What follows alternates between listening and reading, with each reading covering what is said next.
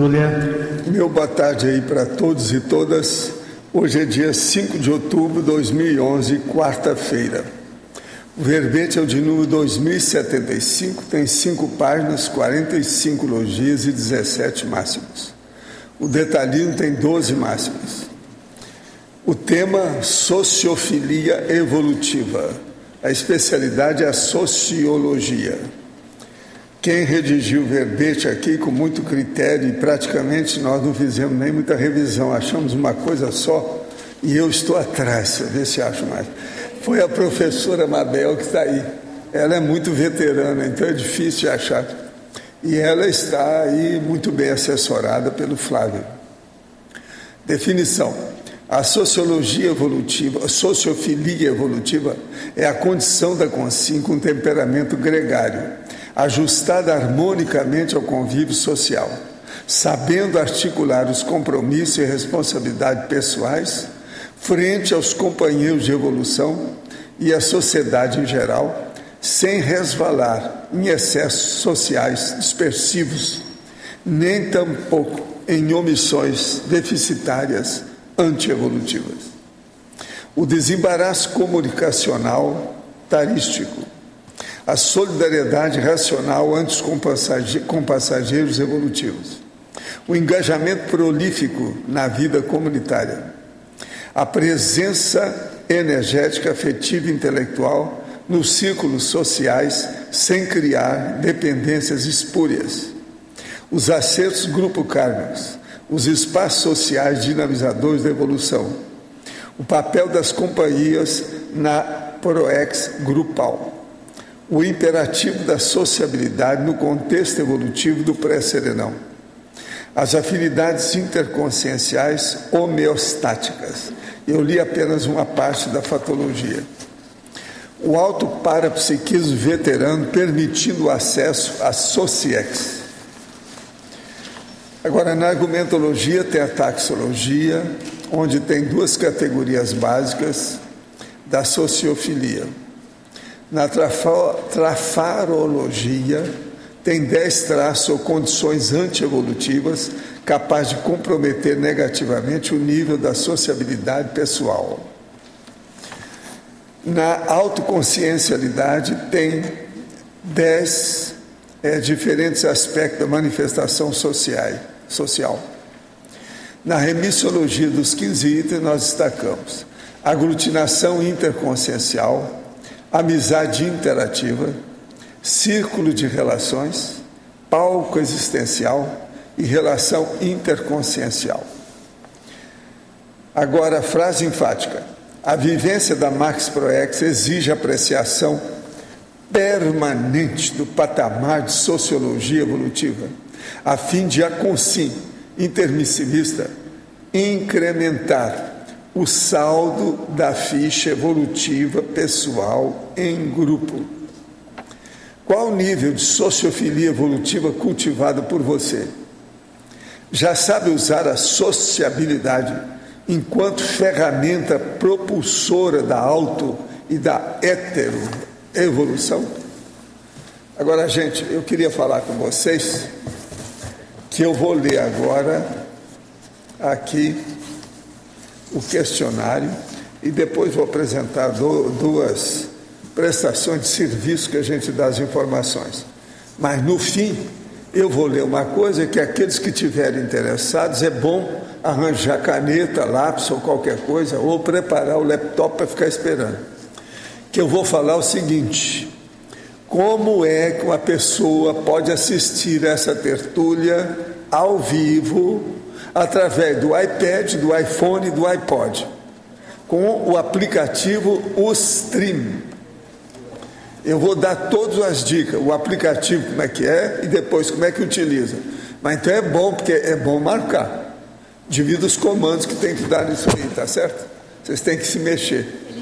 Eu já estou falando com calma, depois pode pôr lá. Se quiser, põe lá depois, né? Com calma. Mas eu vou ler com calma para ver. Depois que acabar isso tudo aqui que eu vou falar, tá certo? Eu e talvez você, porque eu não sei se tem alguma coisa aqui para você. Para produzir o fenômeno do poltergeist, os assediadores usam a energia do holopensene do local mal assombrado apenas, ou sempre é necessário também a presença de alguma consciência ectoplasta?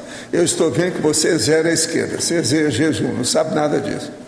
Todo processo de poltergeist tem um epicentro do fenômeno, que é chamado ectoplasta jovem. É aquilo que fornece energia. Quase sempre é uma criança, um adolescente, é um teenager. Isso é regra. A maioria dos casos que nós vamos ver poltergeist grande tem uma criança, porque eles podem usar a energia da criança, porque ela não sabe ainda mexer com o corpo. Quando a pessoa tem muita ectoplastia, isso fica menos difícil, né, para manifestar. Assisti e li aqueles 2 livros grandes do senhor, pois já tive aqueles 2, eu tenho mais de 2, né? Pois já tive algumas experiências de projeções conscientes, mas há anos não tenho mais. Por quê? Parou. O problema todo é o seguinte: a pessoa, quando começa, ela tem projeções, por exemplo, na adolescência, mas aquelas projeções quase sempre são semiconscientes, tem muita bobagem na cabeça, muita fantasia, muita imaginação. A hora que a pessoa leva o negócio a sério e começa a estudar tudo com lógica e racionalidade, ela entra no recesso projetivo. Olha no meu livro, se você ler um livrão, é capaz de você ter lido Projeciologia. Lá tem um capítulo sobre recesso projetivo. Você não leu bem, você não leu o livro inteiro, não vem com essa, viu? Bobagem isso que você falou. Eu li aqueles 2 livros grandes. Você leu 2 livros grandes, deve ter lido. Ele se interessa em projeção, ele deve ter lido Projeciologia. Ele não leu esse capítulo. Pega lá o livro de volta e vai ler de novo. Assisto com certa regularidade as tertúlias e muito tenho aprendido. Fiz recentemente o CIP e gostaria de saber como posso distinguir a clarividência da imaginação. Estou registrando a sinalética, mas confesso que tenho dificuldade em distinguir com segurança uma da outra. O senhor, por gentileza, pode me orientar qual é a imaginação? Quando é clarividência? O caso todo é o seguinte, deixa eu explicar. Você deve ser novo, a senhora deve ser nova na história. Então vamos entender. Você começa a notar as coisas e deixa a coisa acontecer. Daqui 1 ano você vai dar um balanço nos seus registros e ver o que é que tem de lógica na história, o que é que aconteceu mais de uma vez, por que foi, de que modo que foi. E outra coisa, você tem que examinar o seguinte: quando tem clarividência, a pessoa vê aquilo e às vezes ela pode receber um banho de loja, que é um banho extrafísico, como nós chamamos. Então, na hora que você estiver vendo uma coisa, você acha que é clarividência, você se prepara e faz uma condição vamos dizer, deixa a coisa acontecer com você. Nós geralmente temos um nome para isso. Esse nome é a passividade ativa. Você deixa acontecer para ver o que dá. Agora, outra coisa, a clarividência, se acontecer o fenômeno, vai dar um resultado, um fruto, uma consequência, uma derivação, um efeito. Se não teve nada, você precisa examinar. Por isso que a gente tem que anotar bonitinho todos os detalhes, senão escapa. Imaginação é uma coisa da fantasia, não acontece nada. Agora, a clarividência, ela é um parafato. Acontece o fato. Isso tem consequência, isso tem efeito. Olha bem o processo do efeito. Imaginação é sonho, é você pensar, é pensionizar. Então, isso tem de tudo, é fantasia. Agora, clarividência não. Ocorre algo e tem um processo de energia que mexe com você. Na revista super interessante desse mês, saiu uma reportagem com o título Ciência Espírita, que divulga como andam as pesquisas científicas. Uma delas em andamento, realizada em convênio com diversos hospitais no mundo todo, objetiva comprovar o fenômeno da projeção através da colocação de placas com números que só pode ser visto se a pessoa sair do corpo. Eles já fizeram muita coisa a esse respeito, a turma da parapsicologia. Agora, o melhor que tem também é ver o que é que tem. Por exemplo, colocar um objeto numa janela super escondida, muito alta e difícil que ninguém vê, para a pessoa ver fora do corpo. Só pode ver fora do corpo. Estudo aconteceu. Para outro grupo que descobriu atividade cerebral nas profundezas do cérebro durante a parada cardíaca, que os equipamentos atuais não registram. O cérebro cria tudo a partir do que tem conhecimento. Como não vira o zoom das placas, não acerta. Não há interesse dos amparadores em auxiliar na comprovação dos fenômenos? Sim, mas eles teriam que trabalhar com isso e ter amparadores e deixar de ter guia cego.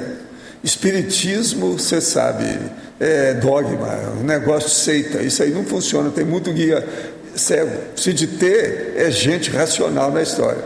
Tem seitas que acreditam que a divulgação causaria estupro evolutivo. Pois é, o urubuceiro é bem isso. O que o senhor pensa? Eu penso que são os bobocas, né? A gente tem que fazer a pesquisa e ir em frente. O que a gente vai fazer? Agora, ó, eu já desisti desse povo há muitos anos. Fiz tudo que eu pude, não adiantou nada. Eles não enfrentam a situação. Vão ver agora. Eu tenho. A esperança é a última que dessoma. Vamos ter esperança, pensar positivo e cético, otimista, cosmoético, coque. Para dar um coque nesse povo. Vamos ver o que é que dá, né? Com o tempo. Quem sabe? Estou vivendo uma situação muito complicada. Emprestei alguns cheques para uma pessoa para ajudar um filho que hoje é meu inimigo porque vem fazendo coisa errada. Essa pessoa está me aterrorizando, querendo que pague um dinheiro pelo qual não tenho responsabilidade, a não ser de ter dado cheque de minha titularidade. Por favor, me diga o que devo fazer. Sair de Salvador? Coloque meu nome na sua TNF, se for o caso, do meu filho também. Tudo indica que o filho deve ter entrado em processo com narcotraficantes, agora estão querendo matar quem deu o cheque, que é ela. Olha, você tem que fazer o seguinte, arranjar advogado o mais depressa possível. Ou se não, esquecer a Bahia, cair fora, ir para o fim do mundo. É o melhor que você faz. Engraçado que essa semana eu falei para uma pessoa fazer a mesma coisa desse jeito, em outro lugar, não é na Bahia. Mesma situação. Esse povo não perdoa. Os caras estão devendo às vezes 50 pratas, eles vão lá e matam a pessoa por causa de 50 pratas. O negócio não é fácil. Não tenho conseguido me motivar nos estudos formais dos quais preciso estudar para passar no vestibular concorridíssimo em medicina. Então, ó, vamos dar uma vaia para você, uma vergonha. Na condição de conscienciólogo, me dedico muito e o fato de ainda ser apenas teoricão infla mais o meu ego e isso me faz estagnar. Olha, aí você merece uma segunda vaia. Como superar esse gargalo intrafísico cognitivo para ser reconhecido um adulto jovem com senso crítico evolutivo e não um indivíduo esquisito que estuda assuntos que quase ninguém entende, e esse estigma preconceituoso mundano realmente me deixa revoltadíssimo atualmente. É outra vaia para você. Você tem 3 vaias aqui que você merece, mas eu não vou dar não vou falar para você não. Sabe? Então vamos aqui, vamos agora fazer a abordagem positiva. Ele está sempre escrevendo. Esse nosso amigo já tem 27 anos. Com 26 a pessoa já está madura, ele não tem mais jeito. O seu cérebro já cresceu. Você não vai ter mais. Você tem que enfrentar a situação agora, o mais depressa possível. Então escuta só o que eu vou falar. A partir de hoje, você vai esquecer a conscienciologia. Totalmente. E vai só priorizar o seu estudo para passar no vestibular lá, ou estudar as coisas de medicina, porque senão você não vai passar. Esqueça isso. Olha o megafoco. Olha aqui. Presta atenção. A conscienciologia não vai morrer. Depois você pode ler, você pode estudar, você pode pesquisar, você pode vir até aqui, mas se você aparecer aqui, tem que ser depois passou do vestibular, senão eu vou te dar uma rasteira, na minha condição de seu avô, né? Então agora vamos entender, esqueça a conscienciologia a partir de hoje, e vamos pegar física, química, biologia, o que é que tem mais no vestibular, tudo que tem por aí, matemática, a matemática, entendeu? Tem que dar um jeito. E esqueça o resto, só pensa nisso. Está faltando em você priorizar o essencial. A conscienciologia você pega depois. Vamos ver como é que é. Outra coisa, você vai ter que esquecer muita coisa mesmo se você vai estudar medicina. 10 anos, ó. O negócio não é fácil, tem que ir. Eu sei, meu chapa, que eu passei por tudo isso. E outra coisa, eu fiz mais cursos, né? Eu fiz odontologia também na mesma área. Agora, gente, eu estou aqui com o sistema obra pelo valor real, seu imóvel a preço de custo. O valor real é o planejamento imobiliário que eles têm e vão fazer agora um edifício chamado Renascense. Olha só que beleza de edifício que eles vão fazer por aqui. Vai ser o maior edifício que já fizeram aqui, porque 20 andares aqui não tem nenhum, né? 20 andares. Agora, aqui não está falando exatinho, é onde que é o negócio. aqui está só falando que o negócio é em Curitiba, mas agora eles estão falando que é na rua Almirante Barroso, 1293, aqui em Foz. É Coopami, Cooperativa de Agente do Mercado Imobiliário, são as adesões que tem aqui. Agora vai ser na rua Quintino Bocaiúva. Ah, sei. Rua Quintino Bocaiúva, 1335. Excelente localização. É perto do Country Club. Entende? Aqui. Vai ter 20 andares. Ó. Outra coisa, não é coisa cara, não. É bom aqueles que se interessarem dar uma olhadela nisso, que vale a pena, hein? Viu?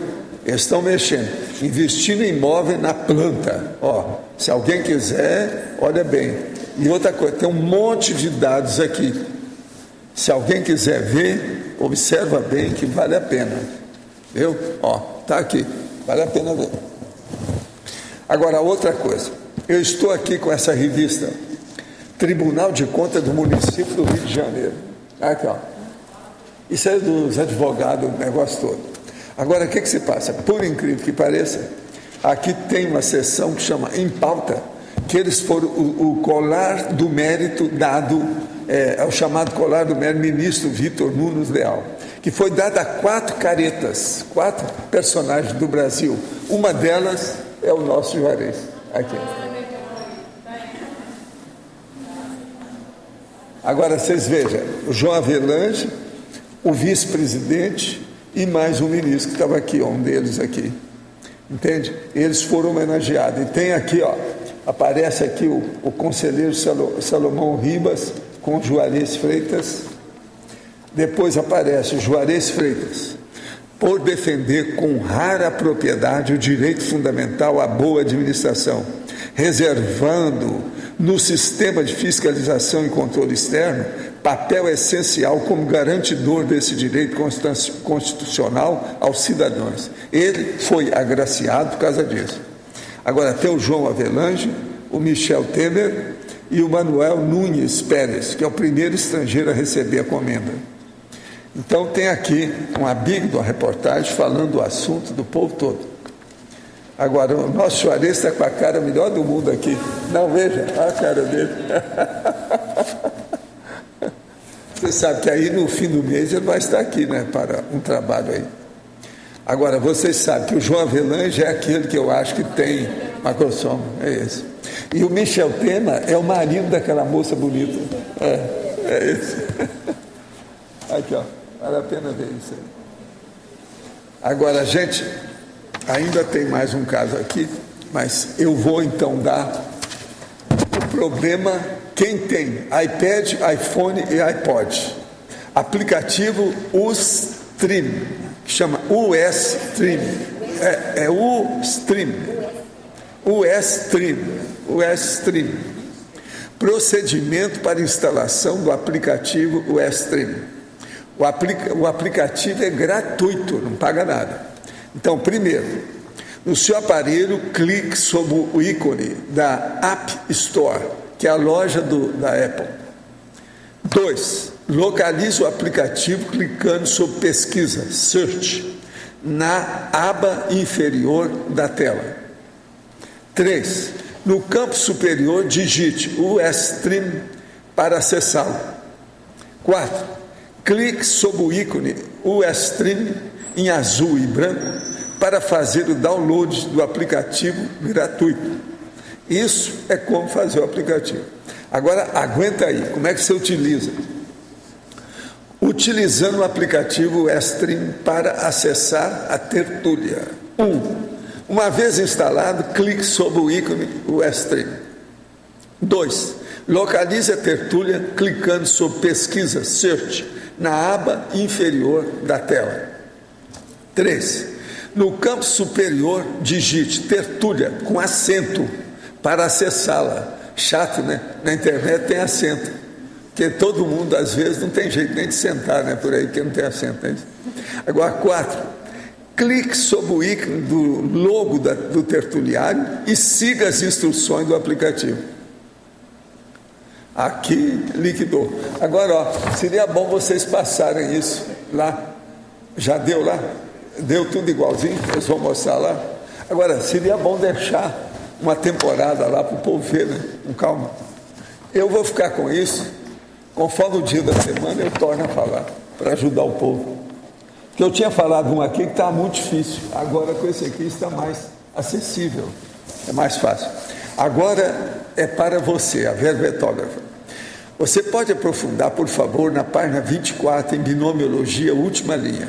O binômio coquetismo-dandismo foi colocado no contexto do comportamento ou na influência do gosto refinado em se vestir?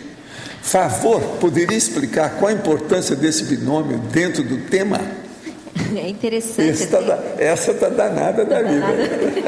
É uma senhora, viu? Ela não gostou. O coquetismo e o dandismo é uma afetação social e é uma maneira também de se vestir de uma maneira mais adequada, mais afetada, na verdade. Então, isso tem a ver com a sociofilia e pode ser positivo e pode ser negativo. Existe uma tendência na sociedade de ser negativo, né, da pessoa ser extremamente afetada nos círculos sociais e isso afeta a maneira dela se portar.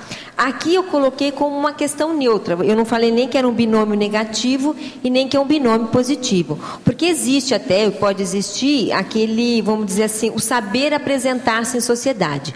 E existe o outro lado, então, que é o exagero, né, da sociedade, da socialite em geral, que na verdade lá no fundo pode ser uma perda de tempo. Então pode ser tanto de um lado quanto o outro.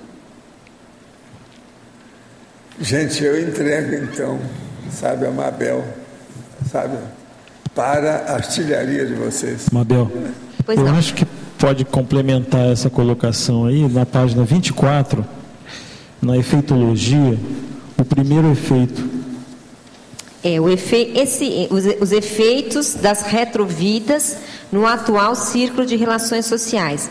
Na verdade, né, Djalma, vários efeitos aqui que estão tem a ver com esse primeiro efeito, né? Que é o efeito da paragenética, é o efeito do passado. Então, obviamente, uma pessoa que ela teve muitas vidas, vivendo de uma maneira assim mais sociofílica, ela vai ter um peso, ou melhor dizendo, o grupo ou as relações sociais têm maior peso sobre ela, porque ela já influenciou mais e ela já conviveu mais. Então, isso pode ser tanto do ponto de vista, de novo, negativo, como pode ser também do ponto de vista positivo. Depende do saldo da ficha dela com esse grupo no passado. Se for um saldo positivo, ela obviamente ela vem aqui numa próxima vida com mais rapport, ou em termos de qualidade e em termos de quantidade, para fazer mais assistência. Se for do ponto de vista negativo, ela vem com mais dívidas, né, com mais interprisão grupo kármica perante o círculo que ela convive.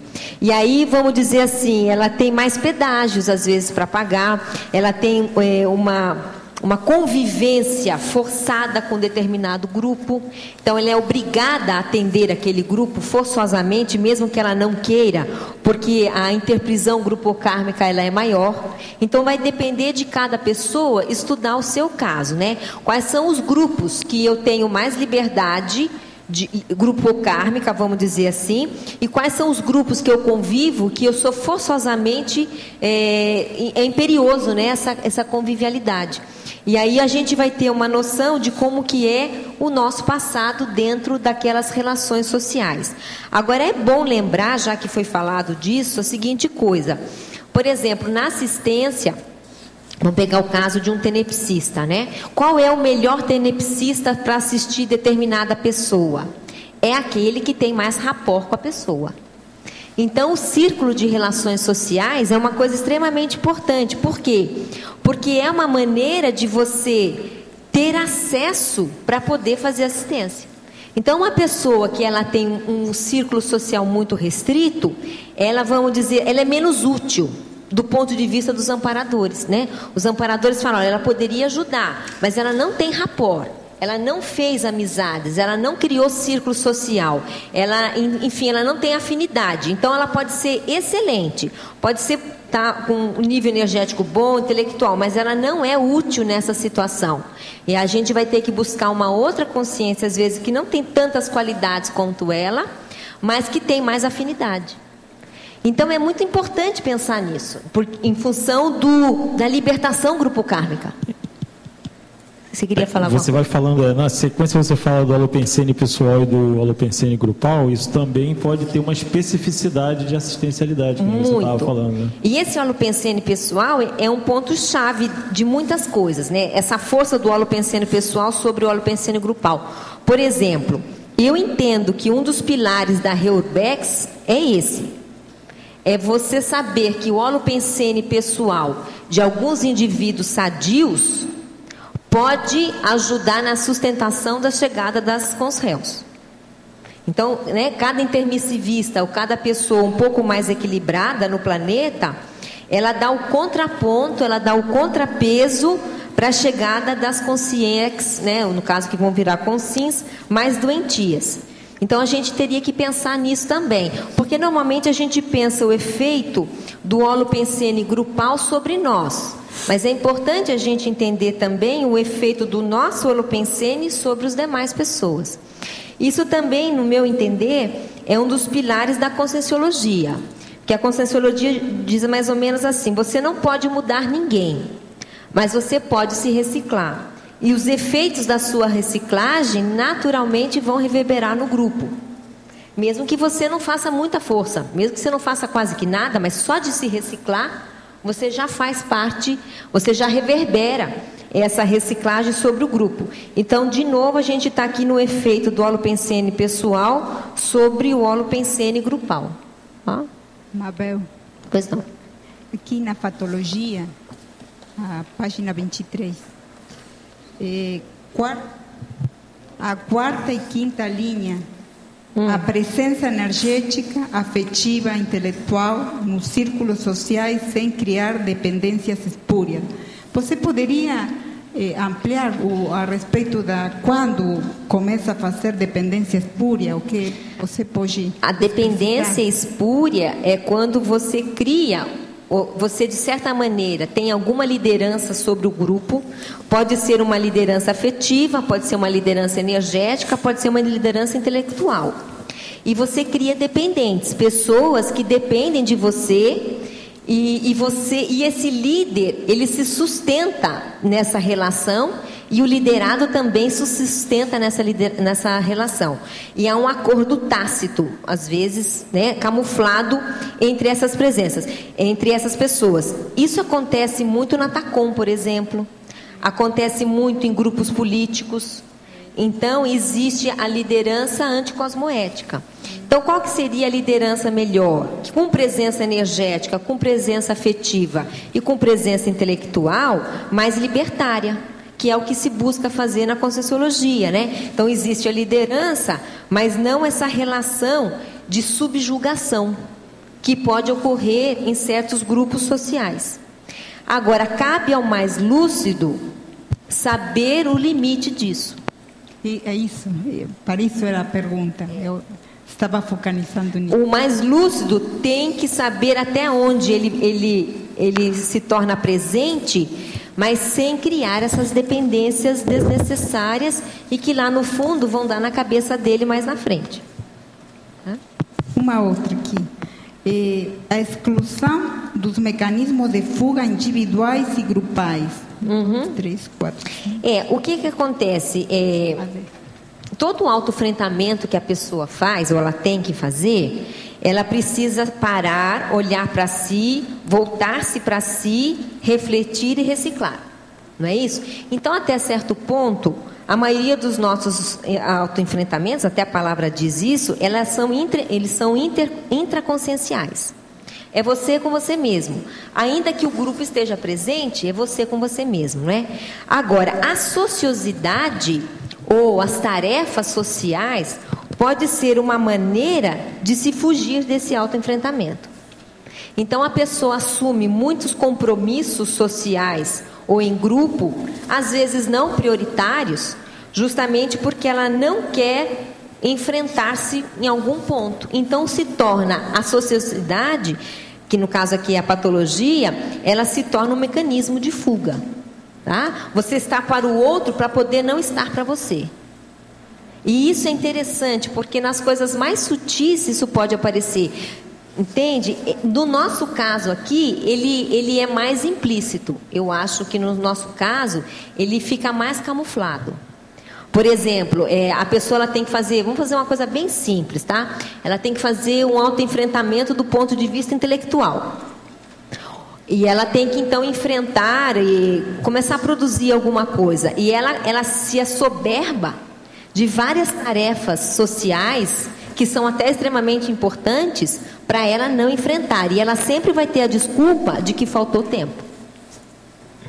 Entende? E é uma desculpa até bastante justificada, porque muitas vezes a tarefa que ela está fazendo é importante também. Agora, quem é que dá o fio da navalha de falar isso é autocorrupção ou não? É ela. É ela. Ela sabe. Porque para cada caso é um caso. Há momentos que não, que você fala, não é fuga, é necessidade grupal, realmente. Em outros casos não, a pessoa que vai saber, né? Você não vai poder julgar, é difícil julgar, mas a pessoa se auto-julga, faz esse auto-julgamento, melhor dizendo. Então ela vai ver, isso é fuga ou realmente é o trabalho?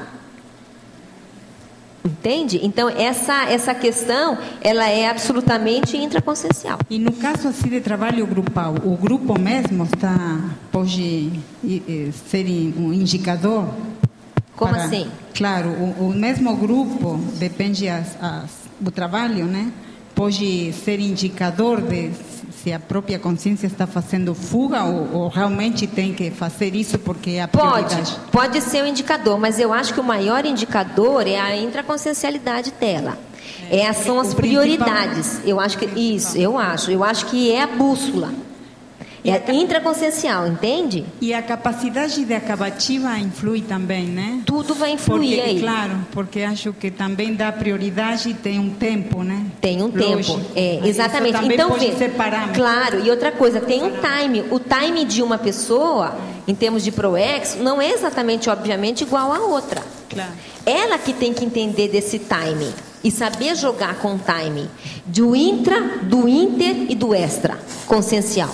Agora entendo, porque você fala daqui, pode ser mais difícil por o tema do trabalho de massa e proexis, que não é comum. Exato. Não é comum. Não é comum. Mas tem muito dinamismo. Eu acho que é a essência, exato. Então, e tem muita necessidade. Tem muita necessidade. Isso. E tem muita necessidade real, que é preciso ajudar. Então, quem vai fazer esse jogo...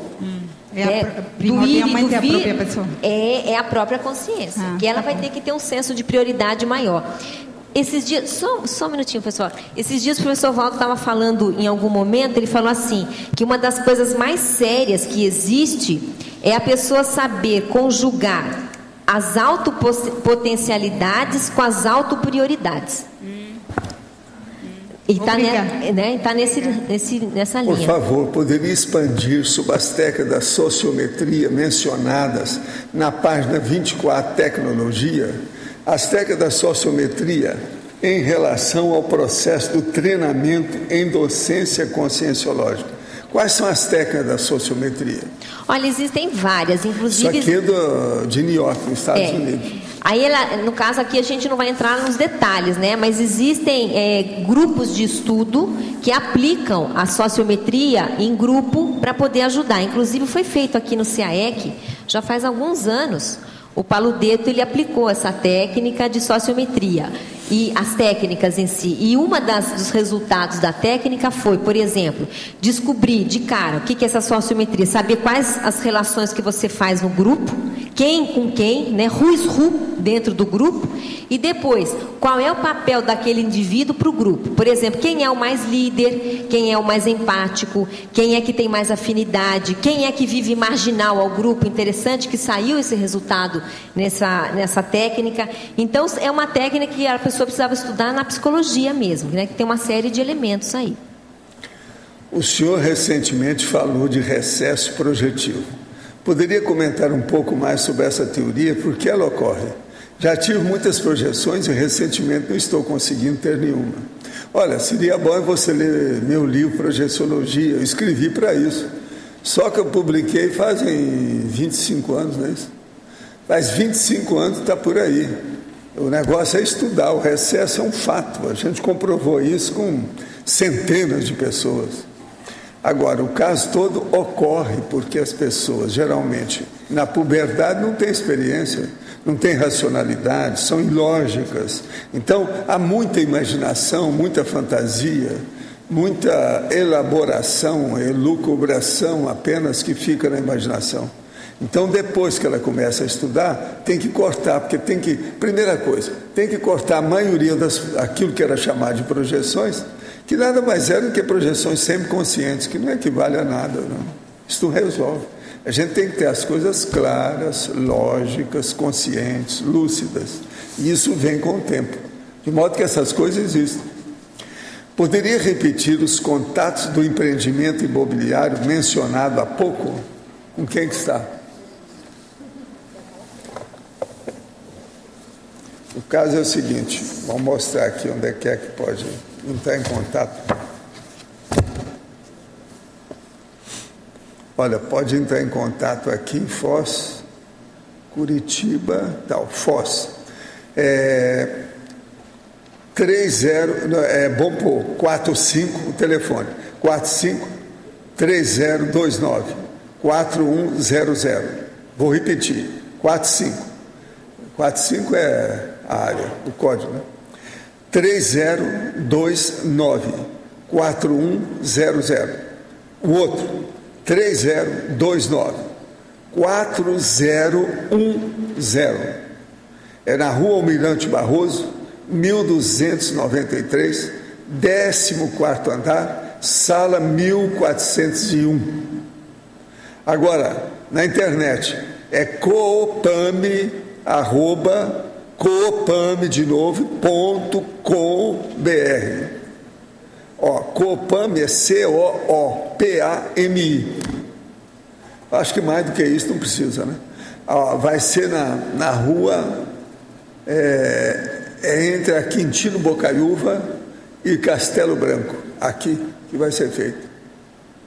Vocês sabem, a Quintino é da Edmundo de Barros, ela é paralela, né?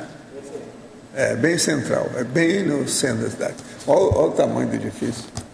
Eu acho que com isso aqui já clareou, né? Se alguém quiser ver mais, está aqui. Agora, qualquer coisa é falar com ele não está aí hoje, com o Luiz, sabe? Tá? Que ele é da turma dele, o pai dele, eu acho que está no meio disso. Então, qualquer coisa é falar com a turma. Ele não está aqui hoje, estou procurando aí. Letra B. É o Luiz lá, Luiz da Pampa. Mabel. Pode falar. Mabel. Pois não, pode falar. Antes de mais nada, obrigado pelo verbete, né? Ao invés de dar os parabéns, agradecer, porque ele vai ajudar muito aqui em umas coisas que estou escrevendo. Eu achei assim muito sinérgico aqui as ideias, e eu acho que me trouxe muitas ideias mesmo. Aqui a sociofilia, né? Na parte de efeitologia, os efeitos da paragenética na interatividade social. Isso aqui é muito claro para mim, mas você acha que os aspectos genéticos, por exemplo, afetariam nessa interação com algum... Sim, não. A mesologia genética afeta com certeza. Eu quis ressaltar a paragenética porque é o que a gente, no dia a dia, né, fora da conscienciologia, não se fala, que é o problema do passado, né? Então, você veja, uma pessoa que fez já muitas conexões, trabalhou com muita gente e fez muita assistência no passado, por exemplo, então estou falando de um caso positivo, a interatividade social dela é outro nível. Ela vai ter entradas, só para terminar, ela vai ter entradas em grupos distintos de uma maneira fácil e com autoridade moral. É claro que a consciência ela supera mesmo essas questões, inclusive genéticas, né? A gente tem inúmeras provas disso aí. Mas eu fiquei pensando que há uma resistência muito maior quando você tem algum aspecto genético que dificulta essa interação social, né? Eu vejo assim, dificulta a adaptação às vezes ao meio, né? Por uma questão ou às vezes de preconceito externo ou de algum paradigma que se tenha na sociedade. Mas você sabe que eu acho que realmente a genética atrapalha, a mesologia atrapalha, a cultura daquela pessoa influencia demais, mas eu tenho a impressão que o que mais influencia são as barreiras intraconscienciais daquela pessoa. A paragenética, ou seja, a intraconsciencialidade, ela é mais séria, porque se não fosse assim, esse efeito do holopensene pessoal no holopensene grupal não existiria. Ele não seria reverso, sim, não? Com certeza. Então veja, na verdade a consciência que comanda. Então se ela se desvencilha das barreiras que ela tem de interação social, seja elas quais forem, a coisa acontece, independente da cultura onde ela esteja.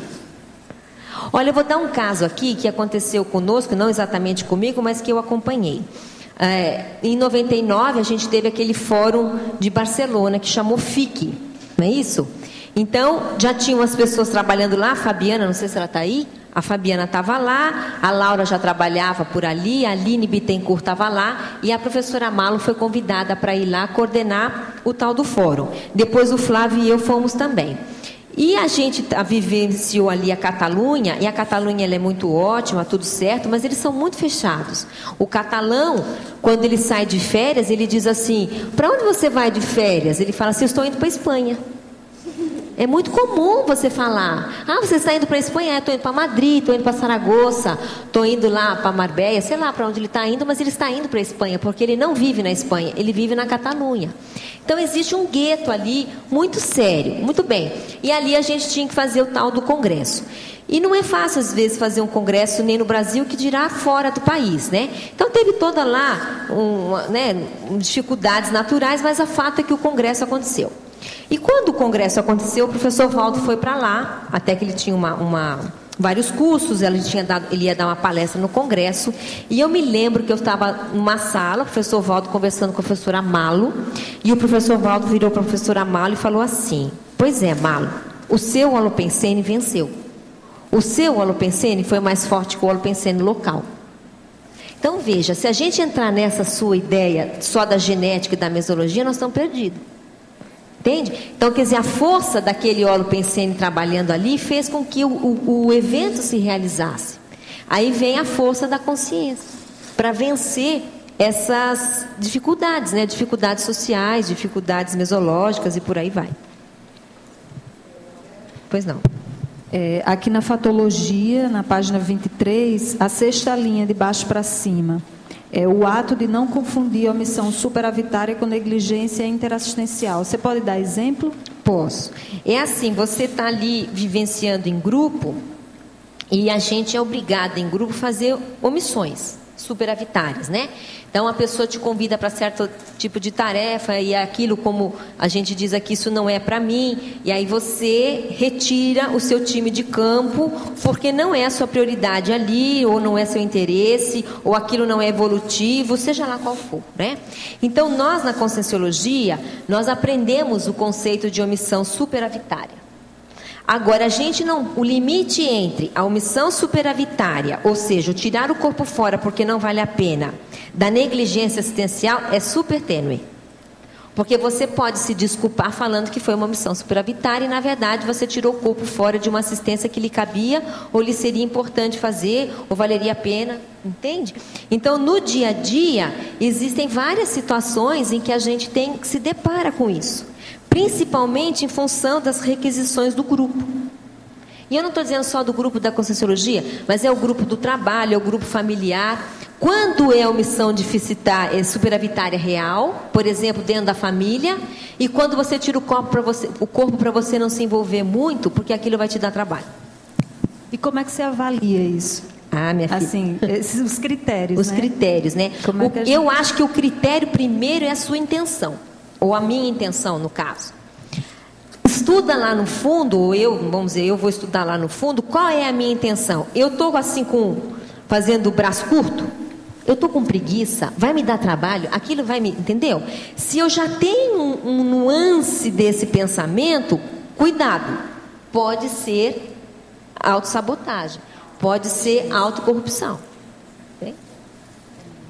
Obrigada. Mabel, e só mais uma aqui na... Essa teoriologia, na página 24, a teoria do sociograma. O sociograma, ele tem a ver com a sociometria que eu conversei agora. O sociograma é o mapa que sai. Quem teve oportunidade de assistir aquele curso Cristo Espera por Ti, a professora Cristiane Ferrara, não sei se todos tiveram, ela estudou o livro Cristo Espera por Ti e ela fez um mapa. O mapa eram todos os personagens do livro e eles conectados entre si e mostrando quem tinha influência sobre o outro, dentro daquela narrativa. Isso é o sociograma. Você pega um grupo, sei lá, pega lá a sua família, tem, sei lá, 6 pessoas elementares na família nuclear. Quem é quem tem influência com quem influencia positivamente, quem influencia negativamente, e você cria um quadro. Esse quadro, esse mapa, se chama sociograma. Tá? Mabel? Pois não. Você mencionou o Congresso de Barcelona, aqui no B. Aí eu te pergunto, qual que você acha que é a importância das jornadas, congressos, simpósios, enfim, todos esses eventos que a gente faz em relação à sociofilia evolutiva? E tem uma segunda parte. Quando é que a gente sabe que é para ir e quando é para não ir? Porque a gente tem tanto evento hoje em dia, né? Eu vejo tentando aí, né, fazer o congresso de herpetologia, que aliás você fez o primeiro, né? E a gente vê que a maioria das pessoas está muito ocupada, e eu compreendo isso, porque eu também estou muito ocupada. Então, como é que a gente sabe que é para ir, não é para ir? Qual é a importância real? Enfim. Eu acho que existem várias possibilidades. Você pode encarar o ir a um congresso do lado de assistente ou do lado de assistido. Ou as duas coisas. Então, por exemplo, há eventos, que pode ser aqui da Conscienciologia, seja lá o que for, em que seria importante a gente ir para somar. Porque a sua experiência dentro daquela área vai ajudar o grupo. Você fez isso esses dias convidando o Arlindo, e eu acho que você convidou também a Daiane, porque aquilo era a postura do assistente. Olha, se o professor Arlindo puder ir, vai ser ótimo, porque ele gosta dessas ideias, ele pode trazer conteúdos que vão enriquecer a palestra propriamente dita ou congresso. Então, aí vem a pergunta, vou ou não vou contribuir? Aí a pessoa que tem que responder. Eu acho que isso é um parâmetro. O outro parâmetro é, eu preciso daqueles assuntos, eu preciso me aprofundar naqueles assuntos, eu preciso ser, vamos dizer, assistido por aquele acontecimento. Essa é uma outra maneira também de ver, né? Eu vou ou não? Eu acho, amigo, que dentro, assim, na média geral, não posso dizer a porcentagem, a maioria das pessoas lembra de quando ela precisa ser assistida dentro de um evento. Mas nem sempre a gente lembra quando a gente poderia ir para assistir. Essas duas coisas a gente tem que mensurar e ver, então, se eu vou ou não vou, tá? Uma outra variável, pena que o Loche não está aqui, é a variável PROEX. Por exemplo, você tem já conseguiu esboçar pelo menos alguma linha de programação existencial. E você já enxerga algumas tarefas que você precisa executar. Aquele congresso, aquela jornada, ela está inserida nesse seu contexto? Se sim, você tem que ir.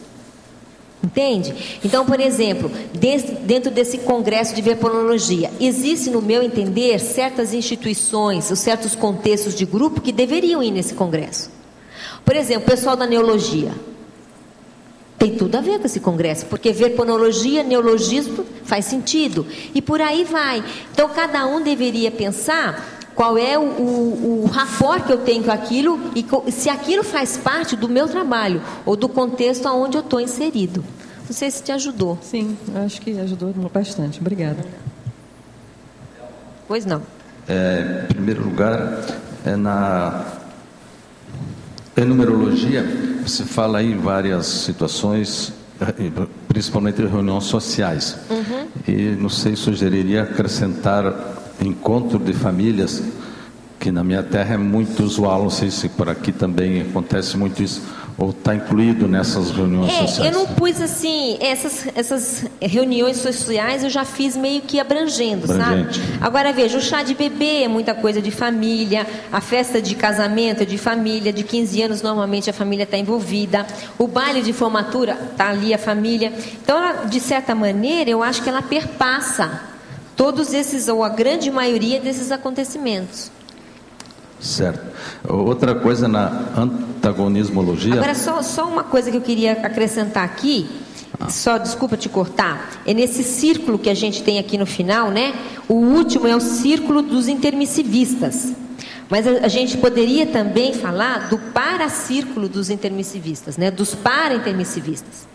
Por quê? Porque a gente sabe que eles também andam em grupos, de afinidade. Quando eles, por exemplo, chegam na tertúlia, para assistir uma tertúlia, assistir um curso, assistir uma palestra, eles vêm em grupos, porque eles estão estudando um determinado tema. Então, poderia até ter aí o paracírculo dos intermissivistas. Pois não, pode falar. No antagonismologia, queria que você ampliasse, explicasse o antagonismo lá na metade, convivialidade aberta versus acepção de pessoas. Porque eu entendo que a acepção parece recepção. Essa acepção é um como termo... é o antagonismo? A acepção é você excluir pessoas, escolher pessoas. Olha, com esse povo aqui que é melhorzinho, eu ando. Com aquele povo lá, vamos evitar. Então, veja, essa acepção de pessoas é justamente essa exclusão, ou essa limitação do seu grupo social. E a convivialidade aberta, não, ela é justamente aquela mais mega fraternismo, vamos dizer assim, mais de universalismo, mais de visão de conjunto, né? Não quer dizer que a gente vá se afundar exatamente na doença dos outros, mas a gente também não vai fazer acepção de pessoas. Quer dizer, ou seja, rechaço de pessoas. Não, é que a acepção tem mais sentido de... Tem mais de um sentido, eu concordo com você, tá. Eu sei. E outra coisa, finalmente, na exemplologia ali, não sei se já foi visto, na terceira linha, dedicado à interassistencialidade, faltou a crase, evidentemente. Dedicado à assistencialidade? Porque tem já dedicado aos contatos. Agora o homem da crase, né? Peraí, a condição do ser dedicado Ó, a professora, achamos mais um erro. Página 26, exemplologia, terceira linha, dedicado a. Só isso, obrigado. Obrigada, viu? Mabel, aqui tem na fatologia, na página 23, é a sexta linha de baixo para cima. Né? A etiqueta e o bom tom sociais, parece uma pergunta assim boba, mas eu queria saber os detalhes disso. Mas eu não acho boba, não. Eu acho bem importante. Sabe por que eu acho importante? Porque isso aqui passa pelo respeito pelas pessoas. Isso lá no fundo, gente, tem um código de cosmoética.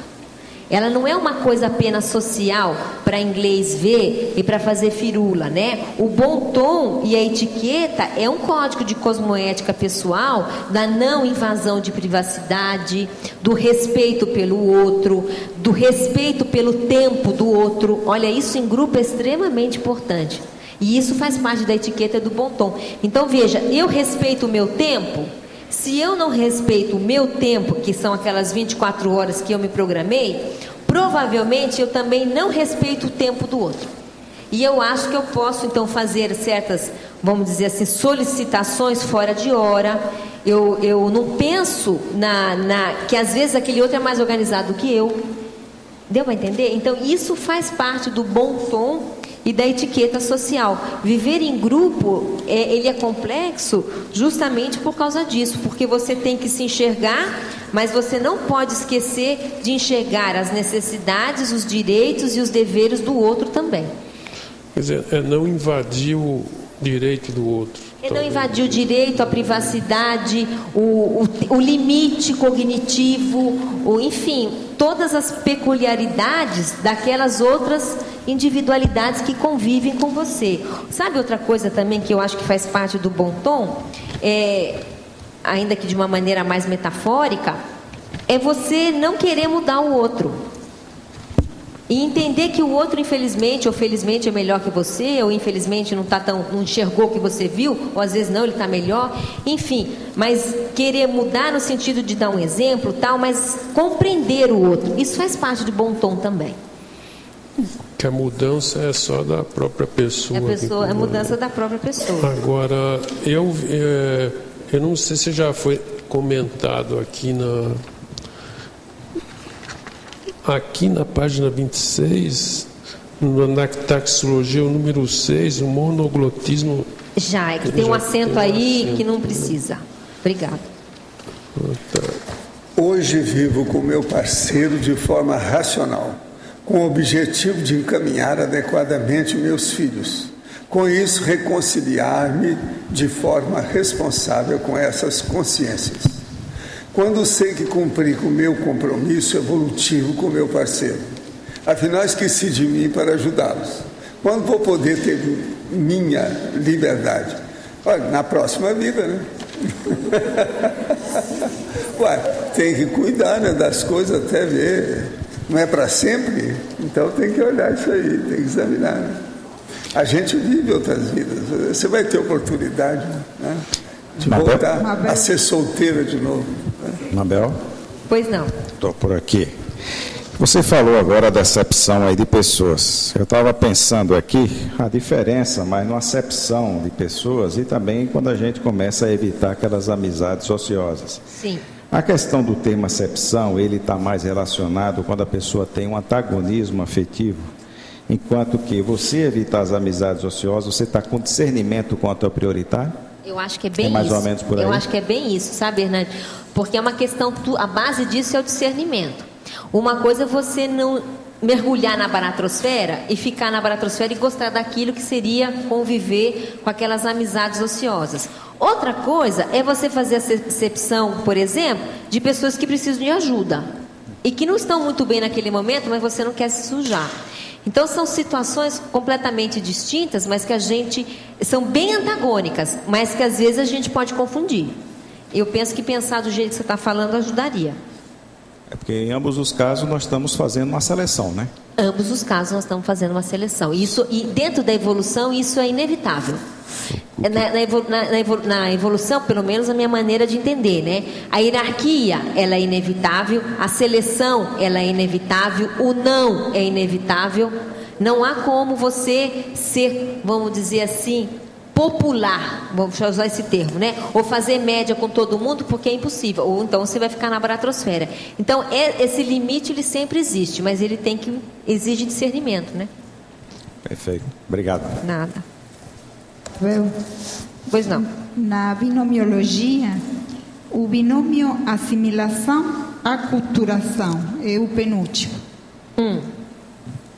Você quer que eu fale mais? Sim, isso acontece bastante dentro dos encontros ou choques culturais de etnias, de nações, né? Ou quando você, por exemplo, eu acho que a professora Cristina, ela falou, né, a Vicentim, sobre você chega num outro país e aí você tem que, até certo ponto, assimilar. Você também que está aqui, né? Olha lá, você é um caso. Eu já até tinha esquecido que você é argentina. Então, você tem que assimilar certos contextos nossos aqui. E se você conviver muito tempo conosco, provavelmente você já vai chegar numa aculturação, que é você conseguir vivenciar aquela cultura, apesar de você não ser daquela cultura. Ou seja, a assimilação do ponto de vista da diversidade consciencial. Da diversidade consciencial e da diversidade cultural mesmo. Claro. Mesmo, tá? E agora tem o lado negativo disso, como tudo na vida, né? Porque, veja, a imposição de um país sobre o outro, do ponto de vista ideológico, ela provoca isso também. Quando, por exemplo, aquele autor Baez, ele veio aqui falar do livro dele, né? Ele foi apresentar, como é que chamava o livro? Da história da destruição dos livros, a história da destruição dos livros. Aí ele contou que ele tinha recentemente, naquela época, ido ao Iraque, e ele viu os americanos destruindo as bibliotecas iraquianas. Justo para quê? Para acabar com a cultura, com a memória daquele país e você poder entrar com uma outra cultura. E na Bósnia foi feita a mesma coisa. Esse livro aqui está mostrando isso, eu acabei de ver. Bacana. O livro acabou de ser lançado pelo Senac. Agora, gente, tem aqui uma coisa impressionante, que é aquilo que nós estávamos falando, que aqui esses dias, sobre os livros nossos que são colocados, expostos para todo mundo ver. Aqui, tem ao lado, obras valiosas acorrentadas às estantes na biblioteca da Catedral de Hereford. Está aqui, as correntes em cima dos livros. Nós deixamos o negócio tudo aberto para o povo consultar. Lá é acorrentado, o livro é acorrentado. Agora aqui ó, tem a destruição dos livros, tem tudo. Esse livro é impressionante. Nunca vi um livro com tanta foto de processo de livro desde que aconteceu. Eu quero examinar com mais calma. Impressionante. Agora é interessante pensar nisso de acorrentar um livro, né? Então, o valor de quem faz aqui isso... Aqui está mostrando uma das fotos, foi na Bósnia. Eles quiseram destruir tudo. Tem a foto aqui de destruição. Tem várias de destruição. Tudo quanto é tipo. É muita coisa que tem aqui. Quer dizer, é interessante pensar, porque a informação só tem valor se ela chegar às consciências. A queima de livro. Essa aqui onde é que foi? Partido Nacional Socialista, 12 mil livros da literatura judaica e marxista. Pela Juventude Hitlerista, 1938, Residenzplatz, em Salzburgo, na Áustria. Olha a queima do livro. A queima. Estão vendo? Queimando tudo. Aqui tem vários sobre queima de livro. O livro é Livro, uma História Viva. Martin Lyons, Senac, editora Senac. O livro é impressionante. Isso aqui é coisa que a minha detetive acha de vez em quando. Mabel, pois não. Por favor, você poderia aprofundar a frase enfática e, se possível, dar um exemplo desse saldo da ficha evolutiva pessoal em grupo? Eu acho que isso aí é a base da Maxi Proex grupal, que é mais ou menos o que nós estamos vivenciando aqui, ou buscando vivenciar aqui, né? Que a Maxi Proex grupal, ela envolve Proex de muitas pessoas, certo? Porém, na hora que uma pessoa participa positivamente de uma Maxi Proex grupal, que é de todos, ela automaticamente está somando na ficha evolutiva pessoal. Então, há um casamento, entende? Entre a ficha evolutiva, no meu entender, né, gente? Entre a ficha evolutiva pessoal e a Maxi Proex grupal. Você doa em grupo, mas você melhora a sua ficha pessoal sinergicamente. Foi mais ou menos isso que eu quis passar aqui na frase enfática, né? Que diz assim: a vivência da Maxi Proex, no caso seria grupal, né? Exige a apreciação permanente do patamar de sociofilia evolutiva, a fim de a consciência intermissivista incrementar o saldo da ficha evolutiva pessoal junto com todos. Há o sinergismo, então, ficha pessoal e Maxi Proex grupal. Não sei se está claro aí. Sim, muito obrigada. Nada. Pois não. Que banho de sociofilia, hein? Eu não estou escutando, Luci. Que banho de sociofilia. Sociofilia. Você esclarece, se amplia, por gentileza, em trinomiologia, o trinômio cortesia, amizade e intercompreensão. Que linha que é? É página 25, segunda linha. O trinômio cortesia, amizade e intercompreensão. Esse é um binômio que já existe, inclusive, na enciclopédia, né? Não, tudo bem, eu vou falar. É a base dessa convivência sadia, né? A pessoa, essa cortesia está dentro do que a gente estava comentando lá do bom tom, né? A afabilidade, vamos dizer assim, que você tem entre as pessoas, né? O mínimo de educação necessária para se conviver em grupo. Agora, essa cortesia, o ideal é que ela venha com esse sentimento de amizade e esse sentimento de incompreensão, intercompreensão, que também nós comentamos aqui. O compreender o outro, o compreender o limite do outro, o compreender a necessidade do outro, o compreender o trafor do outro, o compreender, às vezes, a ascendência evolutiva do outro, e por aí vai. Então, eu vejo isso como um pilar, sabe, da convivência sadia. Obrigada.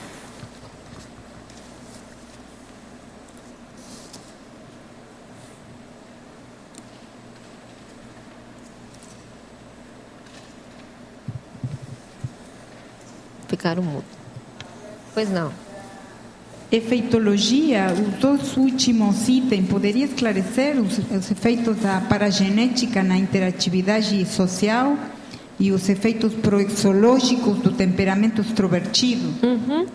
Esse da paragenética, comentamos alguma coisa, né, no começo da tertúlia, que é o processo das retrovidas, né?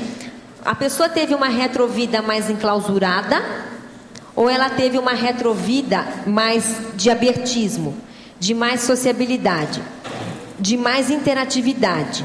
Então, isso vai influenciar a capacidade interativa dela hoje, nessa atual vida que ela está aqui nessa ressoma, né? Então, outra coisa, a pessoa tem temperamento mais extrovertido, e isso ela já traz de várias vidas, ou ela tem um temperamento mais introvertido. Isso também vai influenciar na interatividade social dela hoje, sabe? Então, ninguém, a gente é o que se diz, a gente dizia sempre isso no CP1, ainda se diz, né? Que nós somos o resultado do nosso passado.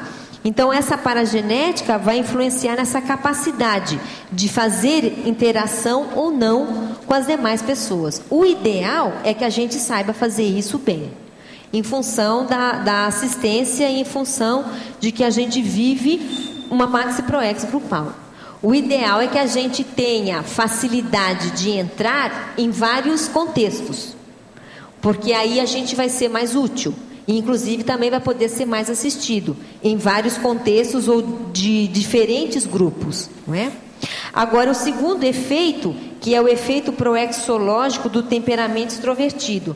Então, veja, a gente sabe que a proex ela é baseada no quê? Nos trafares que a pessoa tem, porque ela tem que conseguir erradicar esses trafares a partir do que ela tem de mais, vamos dizer assim, evoluído, que são os trafores. A extroversão, ela até certo ponto é neutra, depende de como você usa, claro.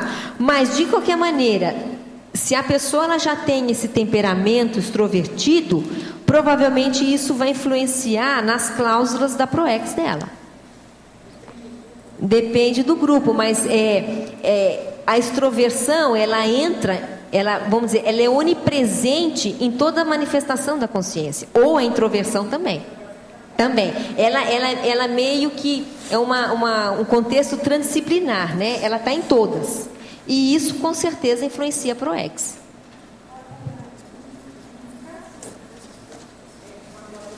Introversão dentro de um grupo e extroversão no outro grupo, né? Por experiência. Isso tem a ver também com a seletividade? Olha, pode ter a ver com a seletividade. O que acontece? Porque isso tem acontecido comigo. Pode ter sentido a seletividade, mas também existem outras variáveis que a gente poderia levantar. Por exemplo, aquele grupo que ela é introvertida, tem algum tipo de ascendência sobre ela? Qual é a qualidade dessa ascendência? Essa é uma pergunta. A segunda pergunta é: como aquela pessoa reage diante da ascendência do grupo sobre ela? Entende? Agora, outra pergunta: aquele grupo é opressor? Aquele grupo são os meus ex-assediadores, que eu estou reencontrando agora, então eu tenho um pé atrás? Ou eu era assediador deles? Então, tudo isso nós temos que levar em consideração. Então, você fica meio ressabiado dentro daquele grupo. Aí se complexiza mais a respeito do que tem a ver com a paragenética. Tem a ver com o sociograma do passado. Das relações dessas pessoas no passado. Eu penso que uma grande... E às vezes não é só o passado, tem o presente, por exemplo, presente. O Adélio, o Arlindar, está tudo aí conosco. Como é que fica? Como é que vocês interpretam isso? Isso é agora, presente, por exemplo, então aqui. Eles merecem um sociograma. São palpáveis, concretos. Viu? Está certo, Adélio? Está ok, Arlindar? Pois é. Então, essa reação, Cris, a certas pessoas, eu acho que é um ponto de conscienciometria muito interessante. É muito interessante. Como é que você reage perante um determinado grupo?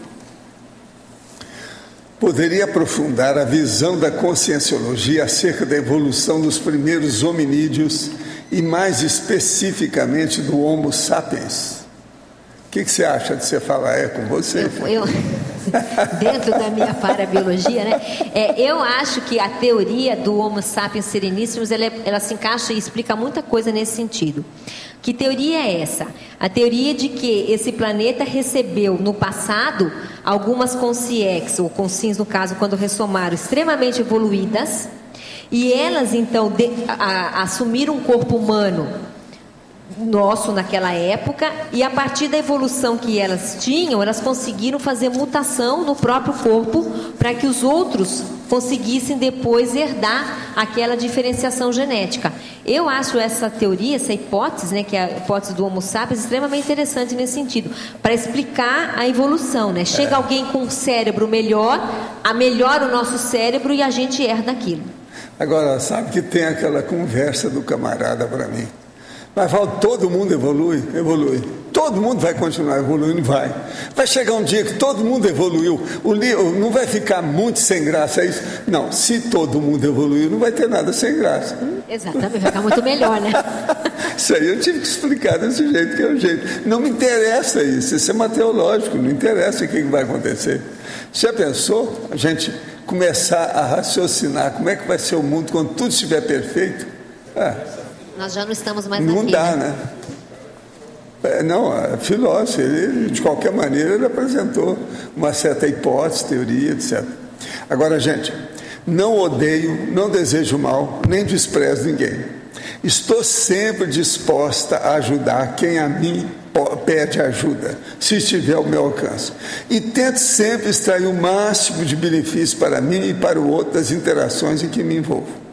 Isso é uma senhora. Mas confesso que não tenho muita vontade de interagir socialmente. São poucas as pessoas que eu me identifico ao ponto de criar laços de amizade. Não gosto também de festa de formatura, casamentos ou outros ritos de passagem socialmente estabelecidos. Os assuntos e interações superficiais desses lugares não me cativam.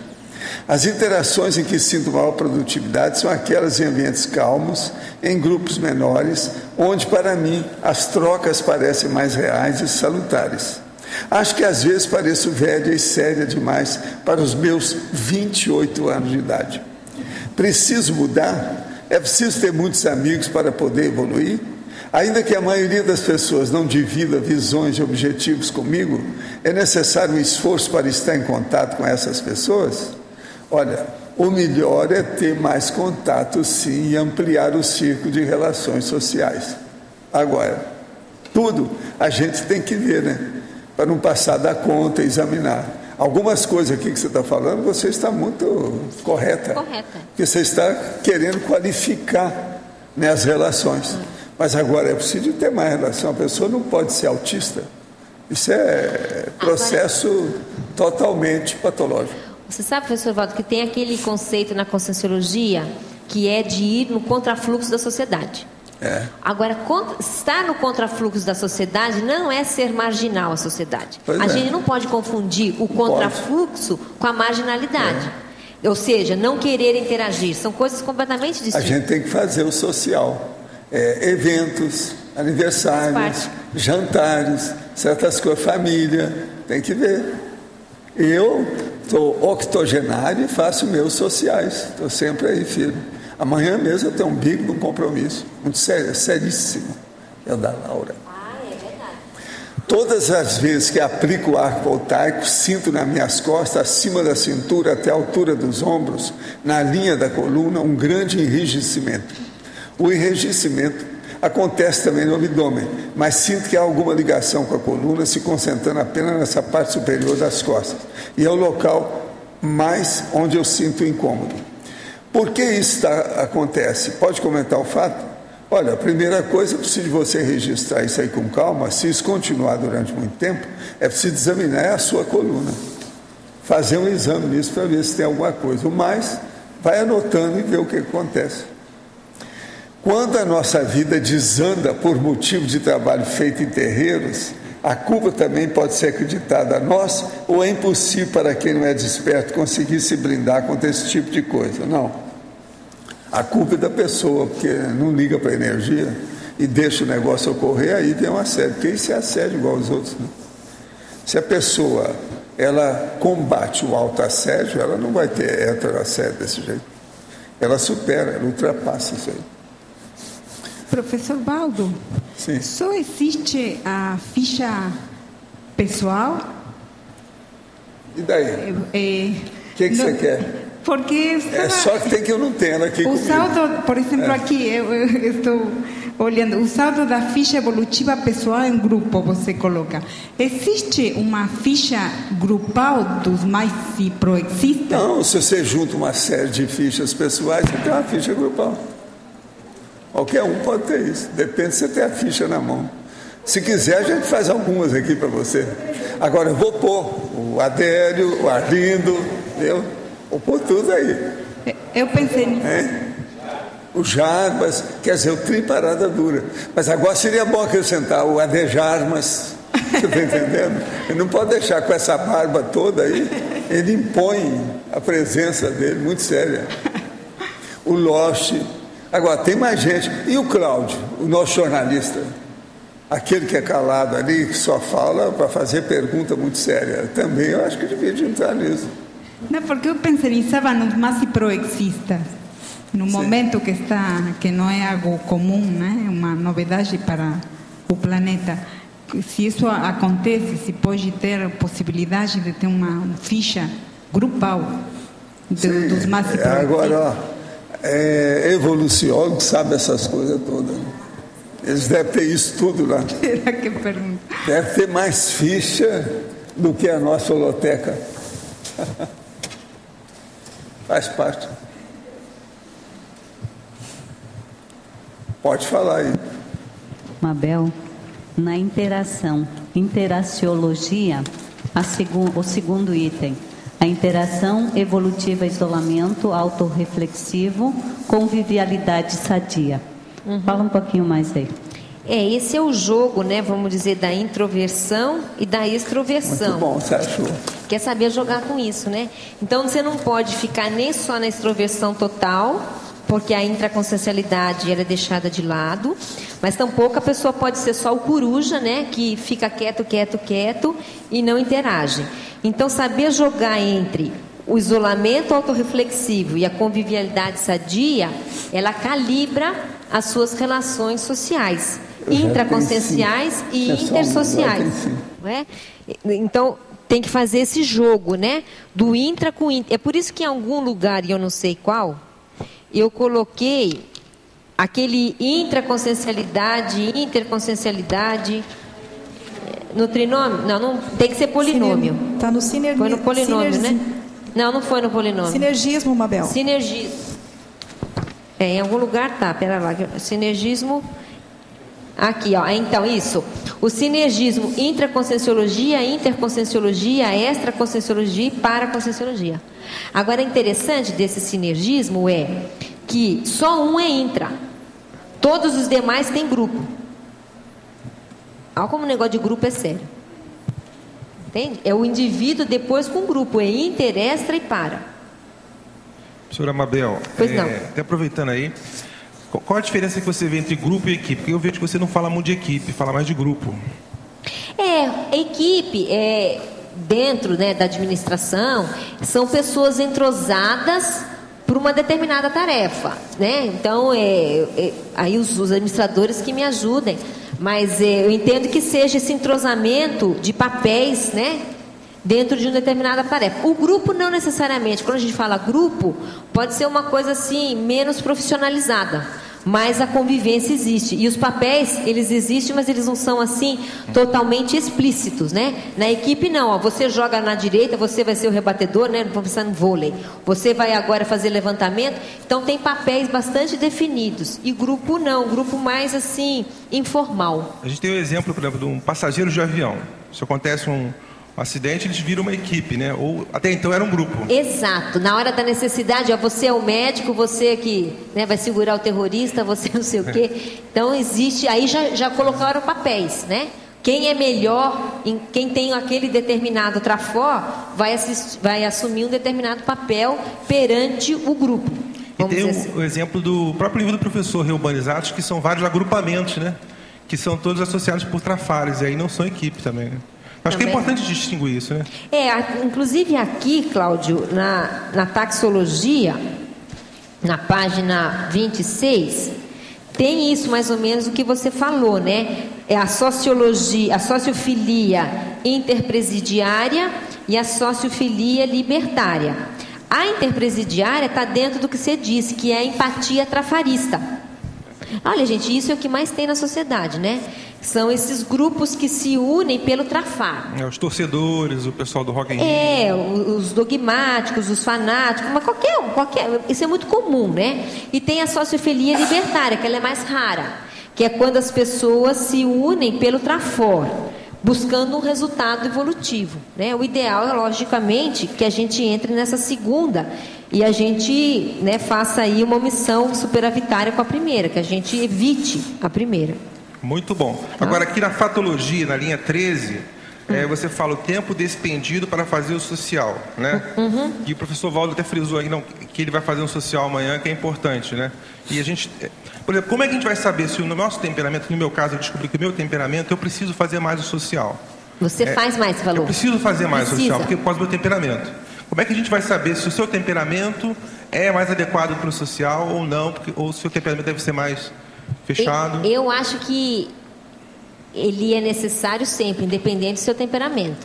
O fazer social evolutivo, se você é introvertido, não é o seu caso, tá, Cláudia? Mas se a pessoa I'm sorry, então você agora vai tentar ser extrovertida, porque ela faz parte da vida humana, né?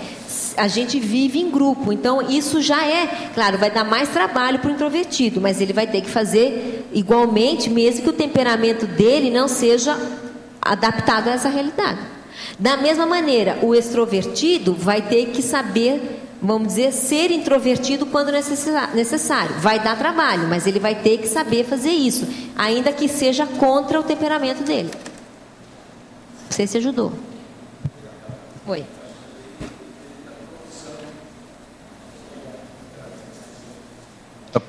Depende da profissão, não só do temperamento, né?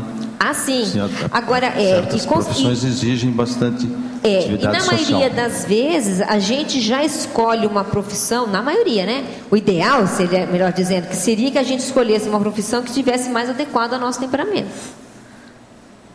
Por exemplo, tem aquele caso que eu sempre fico pensando, que o professor Valdo fala do rapaz que trabalhava num barco no carvão. Ele ficava, não era no carvão, que ele ficava colocando carvão ali no barco. E ele ficava meses sozinho, fechado. Não, e ele cuidava das máquinas. Das máquinas. Seu Manelzinho, o Manel, ele chamava Manel, era português. Uma das pessoas mais prestativas e assistenciais que eu conheci na minha vida. Agora, ele trabalhou 45 anos, sabe, isolado em barco. Então, quando ele vinha à terra, ele visitava a gente. Agora, ele visitava a gente tudo arrumado, de paletó, gravata, tudo arrumadinho, sabe, impecável. Porque ele vivia sujo na máquina, entende? Dia e noite. E era isolado. Agora, ele falava muito pouco. Só falava o essencial, perguntava o essencial, respondia o essencial e servindo os outros. Olhava tudo que as pessoas precisavam, o tempo todo, sabe? Agora, fora de série, ninguém ignorava o nosso amigo. Via uma vez, fixava uma personalidade totalmente diferente. Era o caso de perguntar, será que esse homem era? Entende como é que é? Ninguém sabe, né? Ninguém sabe, Mas aí, pegando esse exemplo, olha o temperamento desse senhor, porque tem gente que provavelmente, se entrasse nessa profissão, ia ficar louco.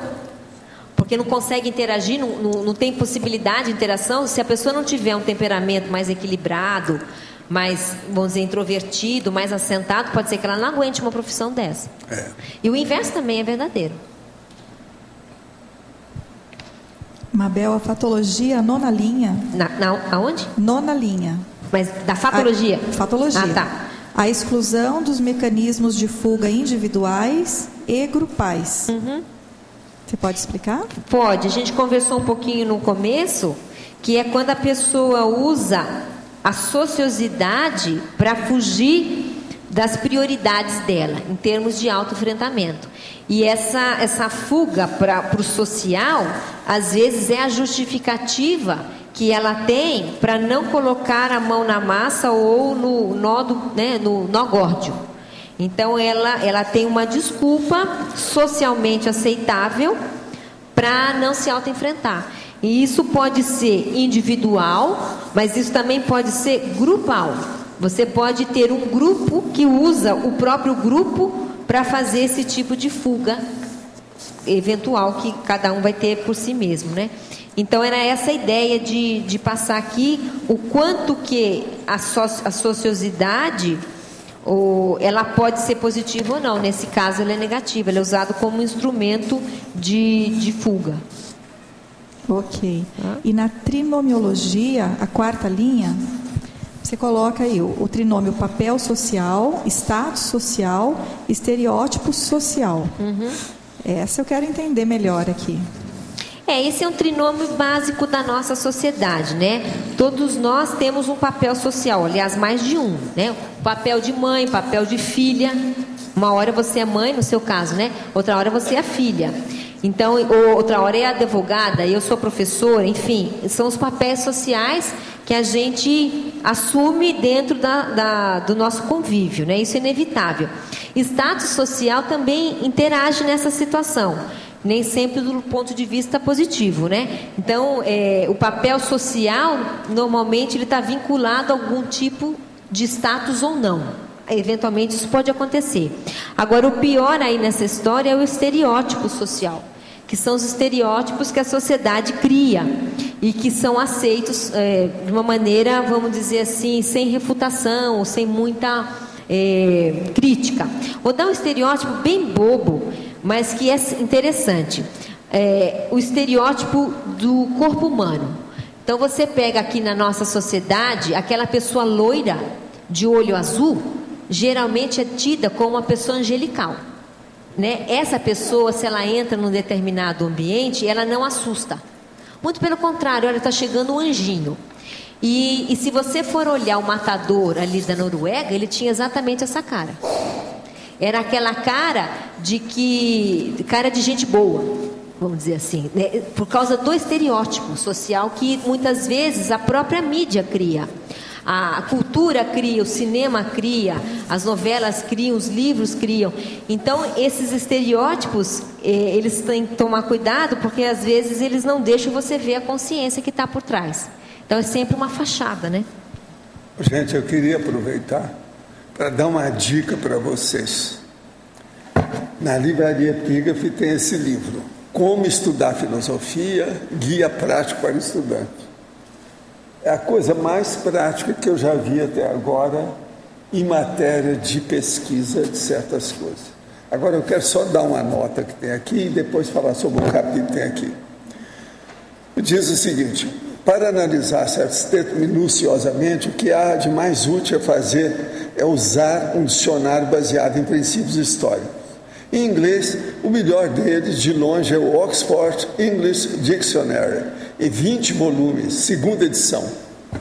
Agora, logo depois fala assim: mesmo esse dicionário em 20 volumes, apesar de seus 20 volumes, às vezes não traz algum sentido das palavras, conforme alguns escritores a usavam. Esse é um dos maiores do mundo, e não adianta nada, porque tem um monte de coisa aqui que nós falamos de dicionário, está entendendo? Agora aqui, ó, tem um capítulo terceiro que chama Tomando Nota, que é o máximo, são as coisas que eu vivo falando aqui, mas ele entra em detalhes para o estudante de filosofia. O livro é muito acessível, todo mundo entende. Foi escrito assim para menino, para 12 anos, talvez, entender. Mas olha, por que é importante anotar? Aquilo que eu vivo falando aqui. Você faz anotações enquanto está em aula, ou lê um livro, ou você só começa a escrever intensamente quando faz revisões para provas? Isso aí, ó, o aluno. Você já parou para refletir sobre o porquê de fazer ou não anotações? Identificar o que você visa obter por meio das anotações é algo que vai ajudá-lo a estudar de maneira mais eficaz. Agora aqui lá pela Santa assim, pode parecer aqui, registrar o que você ouviu ou leu permitirá que o material esteja sempre disponível em um momento futuro. Isso pode parecer bastante óbvio, mas com muita frequência e erroneamente o aluno senta-se, ouve o professor e pensa: só ouvir o que ele está dizendo já é suficiente, não é necessário escrever também. Trata-se de um erro, pois quando o aluno vai estudar para os exames, percebe que não se lembra mais dos principais pontos abordados em aula. E se aplica da mesma forma às leituras filosóficas, que o livro é sobre isso, né? Como discutimos amplamente em capítulo anterior, ler filosofia pode tomar tempo e ser um desafio. Por isso é importante também usar as anotações de leitura, fazendo melhor o uso do tempo e do esforço investido nos estudos.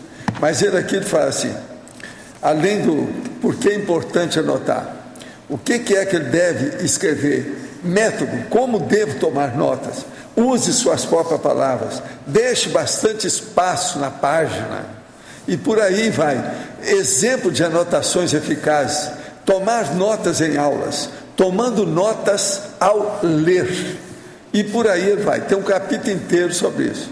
Fazendo melhor uso de suas notas, comparando suas notas, revisando suas notas e guardando as suas notas, que é o arquivo, a arquivologia. De modo que, quem quiser estudar negócio mais detalhes, esse livro é muito fácil. Como estudar filosofia, guia prático para estudante. São 5 autores que falam aqui. É da Archimedes, sabe? Vale a pena esse livro, viu? Agora a gente olha aqui mais um. Professora Mabel, para você. Binomiologia, página 24, terceira linha. O binômio patológico, afabilidades vãs, seduções sociais. E o binômio força presencial, sociabilidade. Esse primeiro binômio, que é o patológico, né, ele está baseado nessa... O que é uma afabilidade vã, né? Lá no fundo é uma manipulação pelo psicossoma, pelas emoções. Então é uma coisa afável, frívola, mas que justamente pode induzir uma sedução social. Então isso existe muito em grupos, né, em sociedade. Então esse seria um lado patológico disso, dessa manipulação pela emoção, no caso, tá? Pela uma cortesia exagerada, oca, frívola, enfim. E o outro binômio é força presencial, sociabilidade. Claro que a pessoa que tem mais força presencial, isso reflete, ou deveria refletir, na capacidade de interação que ela tem no grupo, porque a força presencial já é um elemento de destaque dentro de um grupo, né? Porque a pessoa chega e ela por si mesma se impõe. Se ela consegue combinar isso com o nível de empatia e de interação, sai de baixo, porque ela vai conseguir fazer muito mais assistência. Interaciologia, página 24, primeira linha. A interação, necessidades pessoais, necessidades grupais. E a interação evolutiva, isolamento autorreflexivo, convivialidade sadia. Então, vamos falar o primeiro aqui. O ideal é que a gente, dentro de uma maxi proexis, a gente consiga fazer a interação positiva, né? Das necessidades pessoais e as necessidades grupais. Esse sinergismo vai ser bom para todo mundo, tá? Agora, o que acontece normalmente na sociedade, nos grupos mais doentes, é que as carências pessoais se somam às carências grupais. Aí já não é só uma necessidade evolutiva, mas é um trafar. Então aí já vai para o lado negativo, também sinérgico. Aí piorou tudo de novo, porque é carência de um com carência de grupo que faz uma sinergia e uma interação. O outro que perguntaram aqui é o que a gente já comentou, né? Do isolamento autorreflexivo e da convivialidade. É saber viver com intra e com inter. O intra e o inter. Na página 25, explane a trinomiologia, terceira linha. O trinômio, empatia, carisma, força presencial. Esse é um trinômio positivo, no caso, se for usado de uma maneira positiva, é lógico. Positivo no ponto de vista da interação, né? De você ser empático, de você compreender o outro e outra coisa, de saber fazer rapport. Isso é muito importante, sabe? Saber fazer rapport com as pessoas. Há pessoas que fazem isso naturalmente, elas têm essa facilidade de rapport, e outras vão ter que se esforçar um pouco para fazer rapport, ou ser empáticos, porque elas não têm essa sensibilidade aguçada no trato com o outro.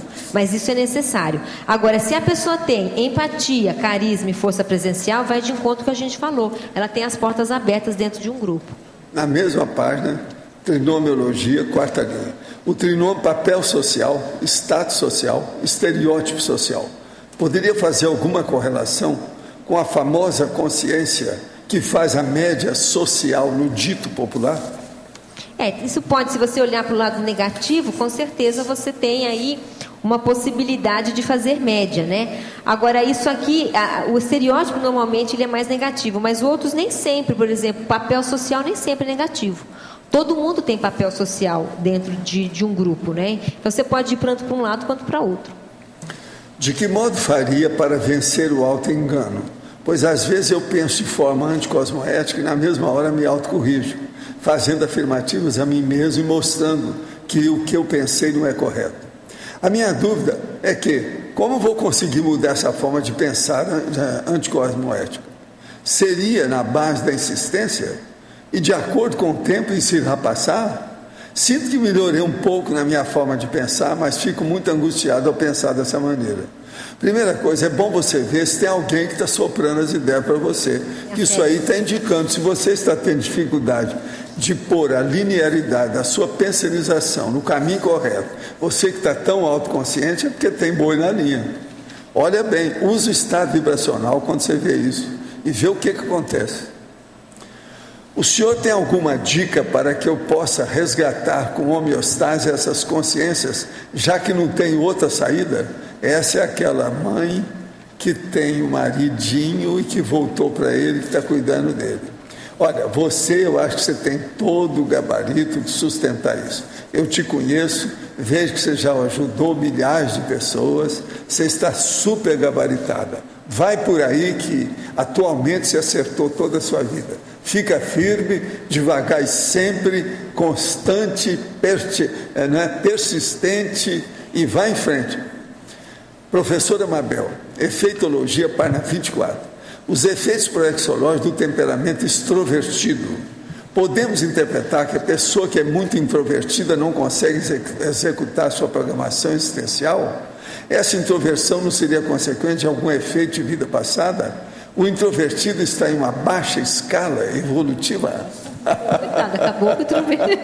Não, a única coisa que eu concordo aí é que a introversão pode ser um problema do passado. Isso aí tudo bem. E o patológico. É lógico, mas o introvertido um pouquinho aumentado tem até nome hoje. Como é que chama a pessoa? Autismo. Mas daí a dizer que o introvertido não vai executar para o ex já é um perigo. Porque às vezes a pessoa está introvertida temporariamente dentro de um contexto. Claro, não é bem assim, a gente não sabe. Não dá para ver. Agora, vamos conviver com ela 6 meses que a gente fica sabendo com calma. Né? A ver como é que é.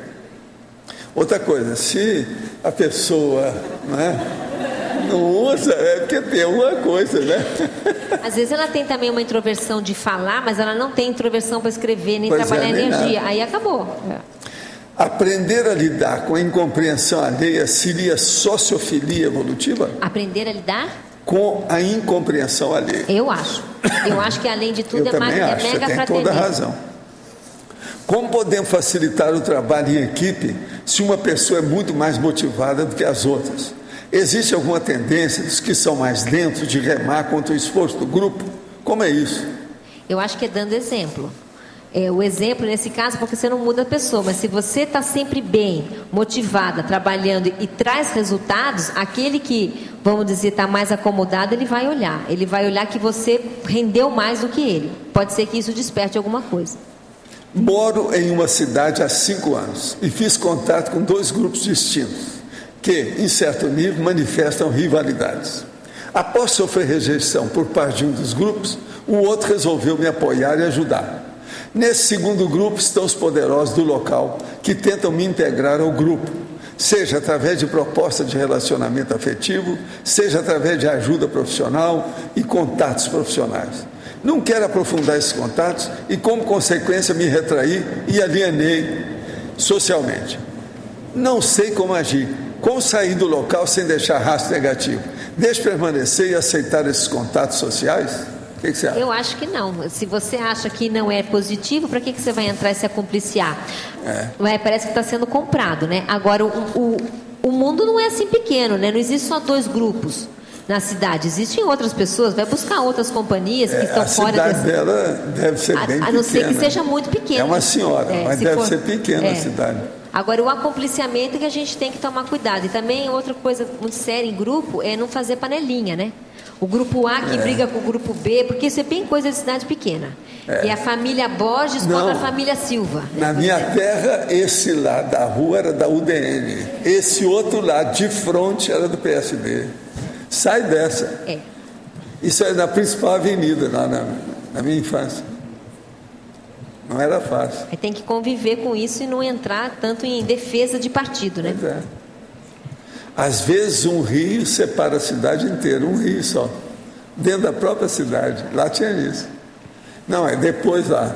Eu chamava até o Alto do Lobo, que era longe. Sabe como é que é?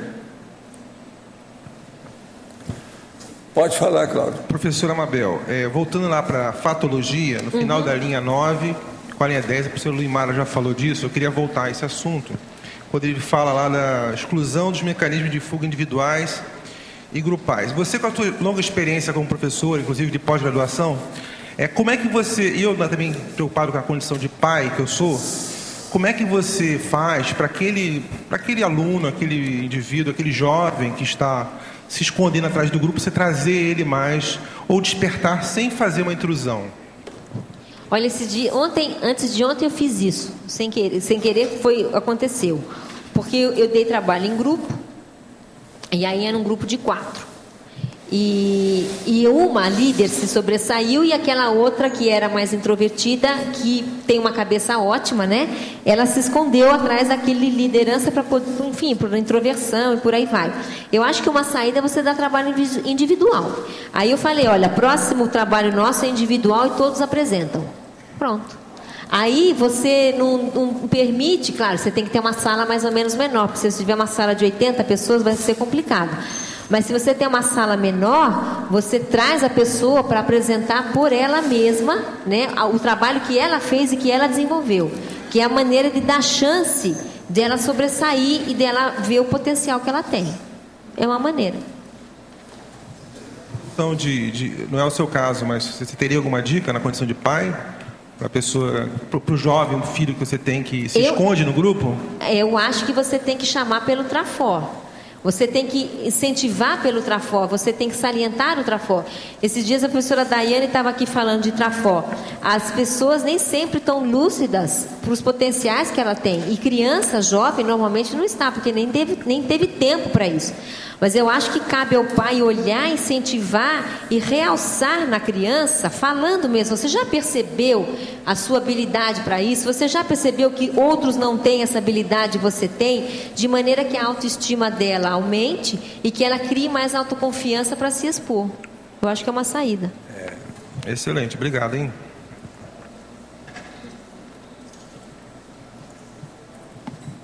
Pode falar. Mabel, pois não. Hoje em dia o pessoal com esse negócio de redes sociais levou o estereótipo social a um nível de virtualização enorme, né? Antigamente as pessoas eram virtuais só no computador, mas agora elas estão ficando virtuais também na vida. O que você comenta disso dentro desse aspecto aí? Isso é um problema. Você sabe que tem várias coisas que influenciam nisso. Pensa, a pessoa que tem dificuldade de interagir, ela vai para a rede social. Aí, para piorar, ela pode fazer EAD. Ela pode fazer ensino à distância. E aí ela foge da escola. Então, a escola, que é um ambiente de socialização, deixa de ser também porque você pode trabalhar no computador em casa. Então, eu acho que aí, de novo, entre os pais. Né? Os pais de fazer essa mediação para a criança não ficar tão dependente assim da tecnologia. E realmente a tecnologia hoje, ela faz com que muita gente tenha dificuldade de interação social e saiba fazer essa interação virtual, mas não se expõe, né? Então você cria um perfil fake, né? Uma coisa assim, e você vive um outro papel que não é a sua realidade. E vive avatar, né? O avatar. Talvez até uma sugestão para colocar aqui, o avatar na estrangeirismologia. Eu acho que isso aí o pai, de novo, tem que estar de olho desde cedo. Por exemplo, o irmão do Flávio, né, ele tem dois filhos adolescentes. Agora já não são tão adolescentes mais, né? Eles eram adolescentes. Mas na fase da adolescência tinha uma regra na casa deles. Computador só na sala, aos olhos de todo mundo. Computador no quarto não podia.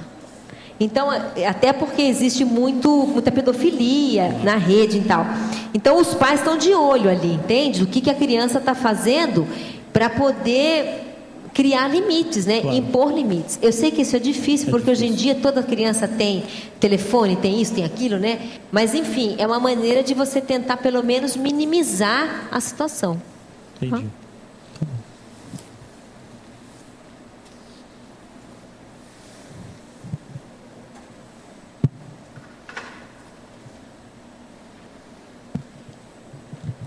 Como é que é? Quem é o próximo? O professor, tem um item aqui que, se ninguém perguntar, eu acho que vale a pena a gente falar, que é na sinergismologia, a terceira linha, que é o sinergismo da vizinhança cognopolita. Para a gente pensar e refletir, para dar mais valor a isso, né? Porque a gente tem aqui um holopensene extremamente positivo, que é o lado bom desse sinergismo, e existem dois fatores que eu penso nisso, que é a cronêmica e a prosêmica dessa vizinhança, né? Prosêmica em função de estar perto, e cronêmica porque é tudo muito rápido para você fazer essa interação e ajudar, né? Tem os 500. Os 500. Tem os 500, exatamente. Conselho dos 500. Então esse sinergismo da vizinhança é uma coisa interessante para a gente pensar, porque nós estamos vivendo uma realidade nova dentro dessa dimensão, né? Criando um holopensene novo, muito próximo um do outro. A minha vizinhança é um pouquinho mais sofisticada. Tem borboleta, lagartixa, aranha, de tudo quanto é tipo.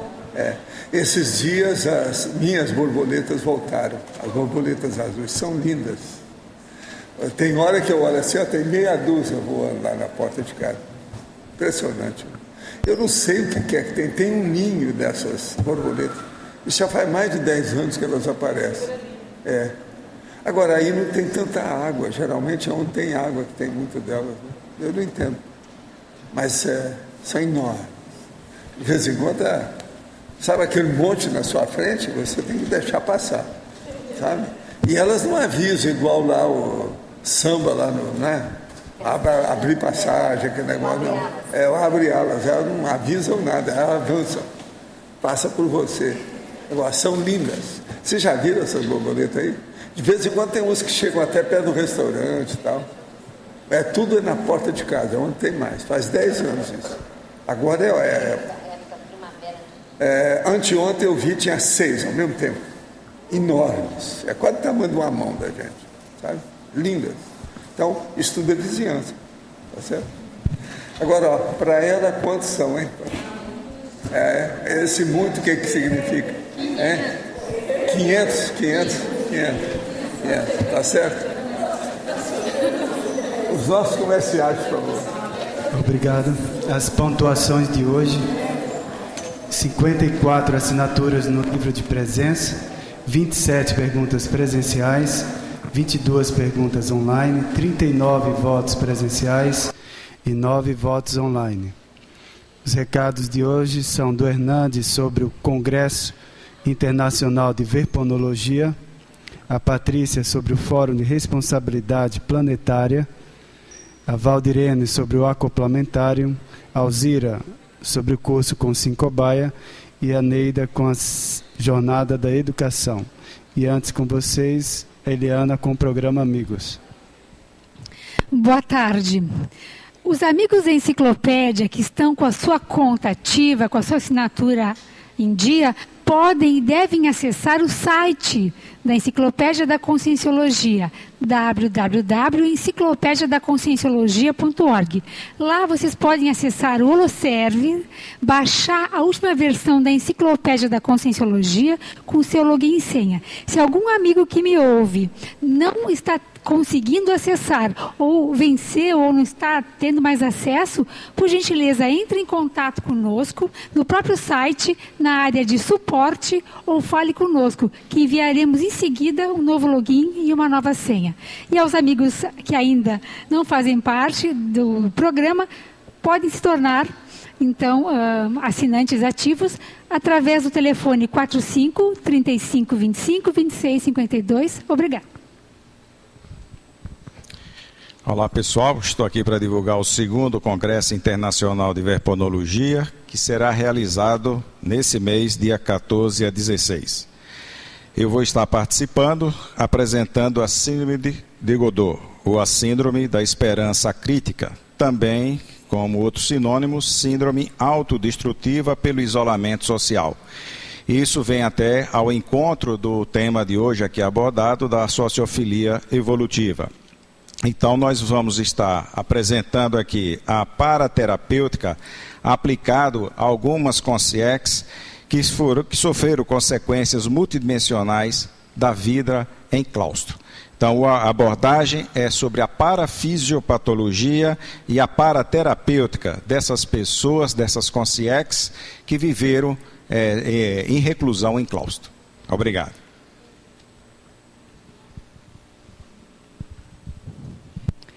Boa tarde. Se você está construindo em Foz ou está planejando uma construção de uma casa, sabia que a sua opção pode ajudar ou prejudicar a criação de uma sociedade mais sustentável?